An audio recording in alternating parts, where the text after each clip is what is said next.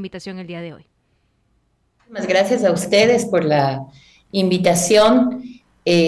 Bueno, en materia de educación en general, vamos retrocediendo a pasos agigantados, lastimosamente. Todos conocemos que recientemente, a finales de mayo, se suscribió un contrato, un nuevo contrato para la provisión de la colación escolar o el alimento, la alimentación escolar para el 53% de la población escolar en algunas provincias, ¿no? No todas. Sin embargo, también se ha iniciado clases en la región Costa y Sierra, perdón, Costa y Galápagos del país, y sabemos que no se está proveyendo de la colación escolar, tampoco de libros, y ya ha pasado un mes desde que efectivamente se inició clases en esta región. Entonces, parecería ser que no se está cumpliendo, ¿no? Este derecho, que además es una obligación de la autoridad educativa, el garantizar su provisión. Sin embargo, la ministra, ustedes le han escuchado directamente, dijo y aseguró que se iba a garantizar este servicio. No hemos visto, digamos, que, se, que ha habido alguna protesta adicional a la que efectivamente en la región Costa Galápagos se está dando.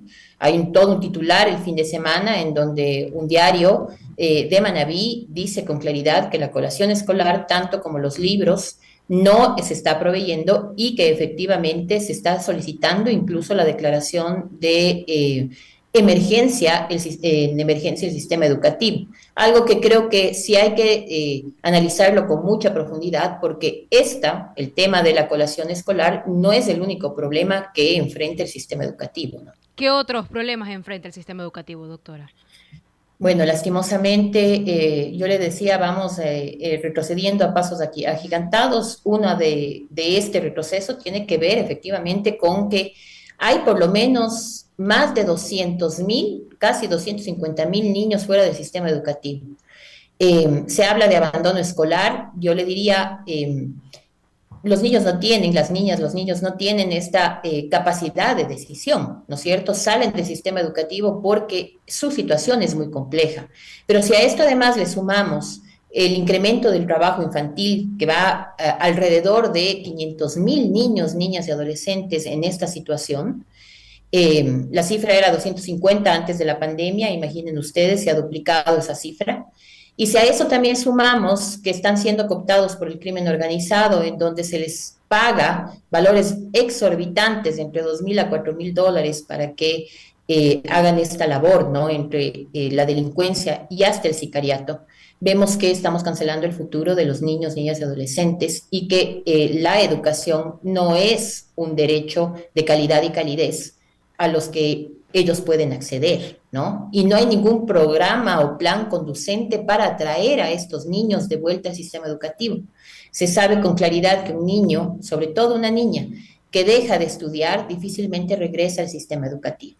Y esto es lo que estamos viviendo, esta cruda realidad es la que estamos viviendo en el país. Es decir, que el gobierno, doctora, no está de pronto investigando o identificando a dónde están esos niños que dejaron de estudiar. Se habla de una cifra bastante alta, alrededor de 60.000 niños, niñas y adolescentes han dejado de estudiar en este nuevo periodo en el régimen Costa y Galápagos. ¿Dónde están esos niños, doctora? ¿No se está haciendo la investigación respectiva? Exactamente, no se les sigue la pista, ¿no? A estos niños, esto ya pasó desde la pandemia, en donde se preguntaba dónde estaban los niños que no habían retornado al sistema educativo después de la pandemia y así siguió esta situación hasta que llegó a este punto álgido, ¿no es cierto? En donde si sumamos región Costa y Sierra, efectivamente hay más de 200.000 niños fuera del sistema educativo. Solo en la región Costa, como usted bien comenta, son 60.000 y no se sabe dónde está.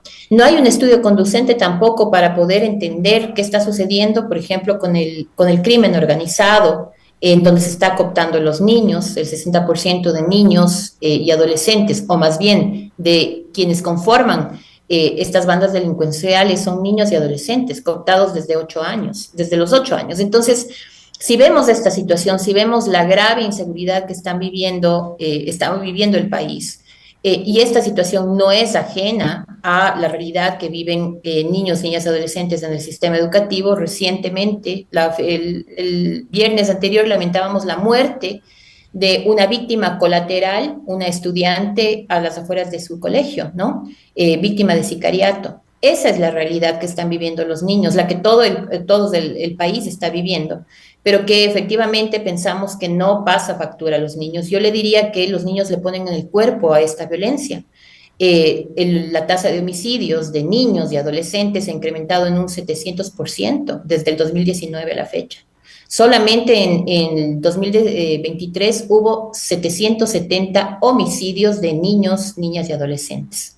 Por lo tanto, hablar de la colación, que es algo muy importante, efectivamente, y que hemos visto con mucha preocupación, que además, más allá de las investigaciones que se puede hacer con la empresa que proveía esta alimentación, tanto a las cárceles como al sistema educativo, vemos que hay intereses que sobrepasan la protección integral de los niños y adolescentes en el tema de colación. Pero si a esto le sumamos, porque no podemos hablar de niñez y adolescencia si no miramos desde la integralidad, y a esto le sumamos todo lo que hemos conversado en este momento, sabemos que estamos cancelando el futuro a los niños y que el derecho a la educación efectivamente no está siendo bien ejercido, no se está garantizando y esta es una responsabilidad sin duda alguna del gobierno.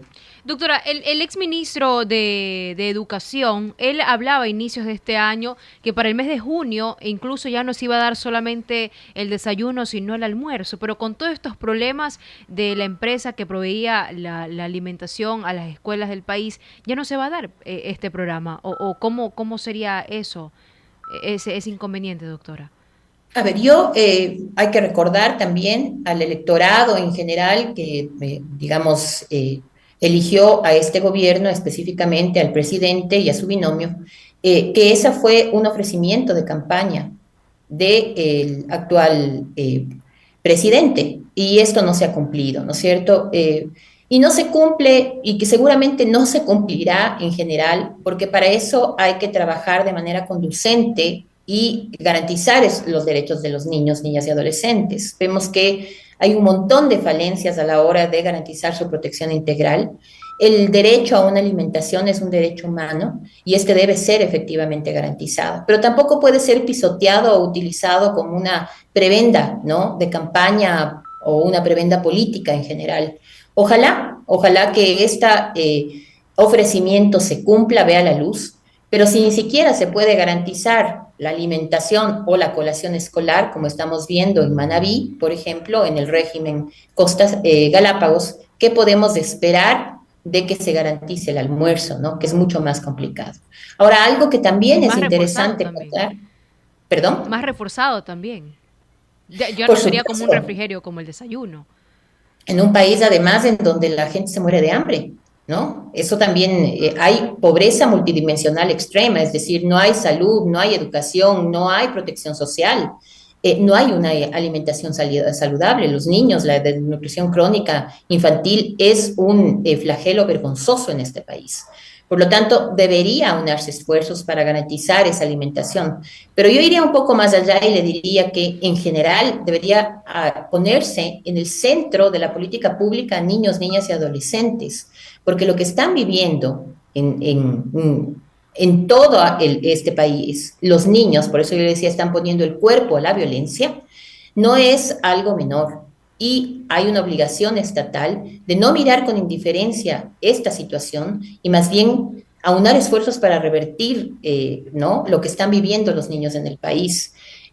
Yo no veo esta gran decisión, ¿no? Y es una decisión política, efectivamente, que pasa por entregar recursos técnicos y financieros, pero también pasa por mirar desde la integralidad, de manera holística, ¿no?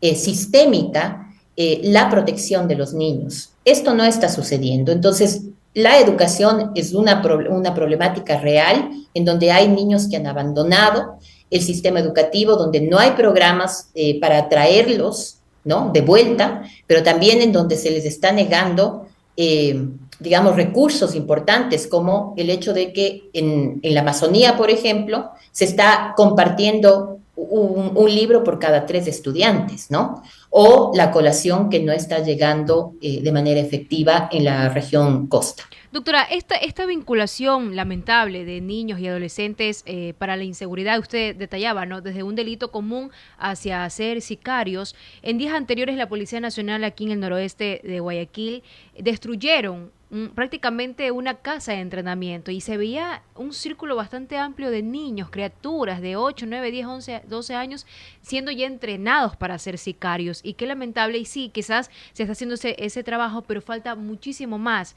¿O qué más debe hacer el gobierno para rescatar a estos niños que lamentablemente son parte ya de la delincuencia común y hasta, como usted lo indicaba, asesinos, lamentablemente?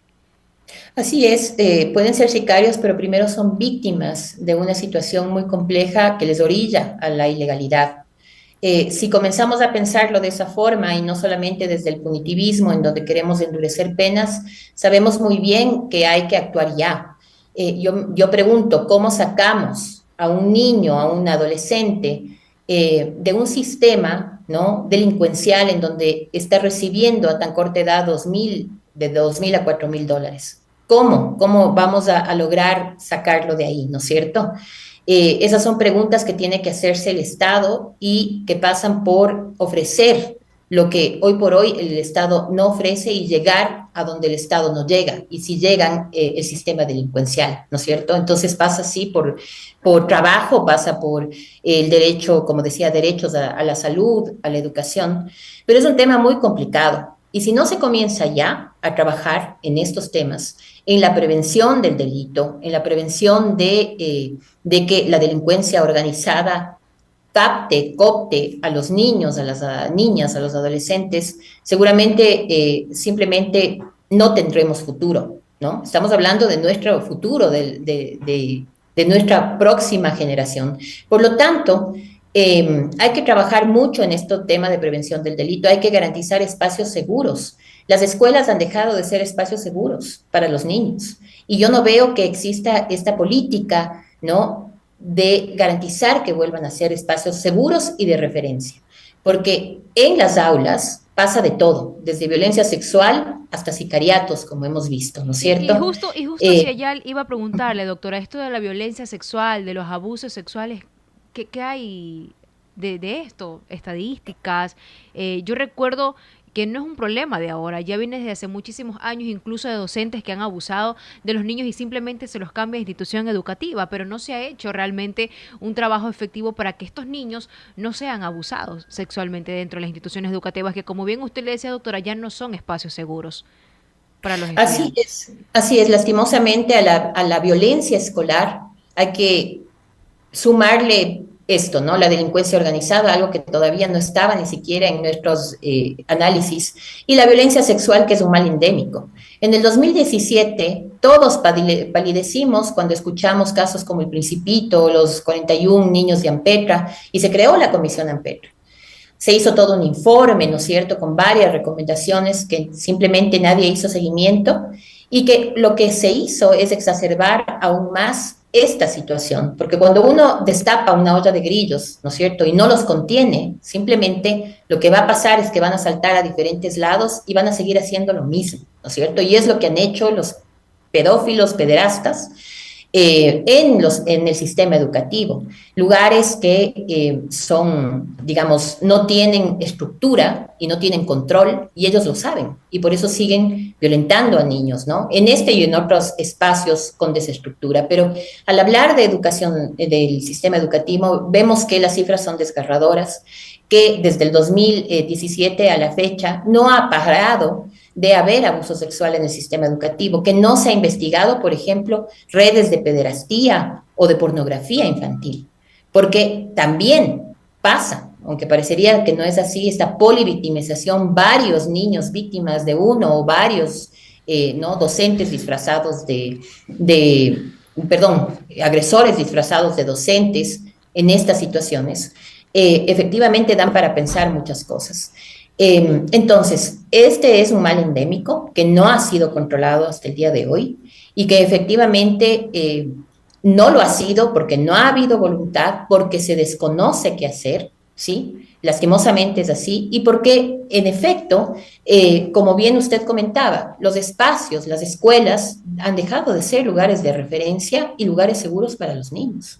Si no comenzamos a aceptar que los adultos realmente, ¿no? Y los espacios en donde los niños se desenvuelven no garantizan sus derechos, no los cuidan, más bien los vulneran, seguramente no vamos a hacer ningún cambio real.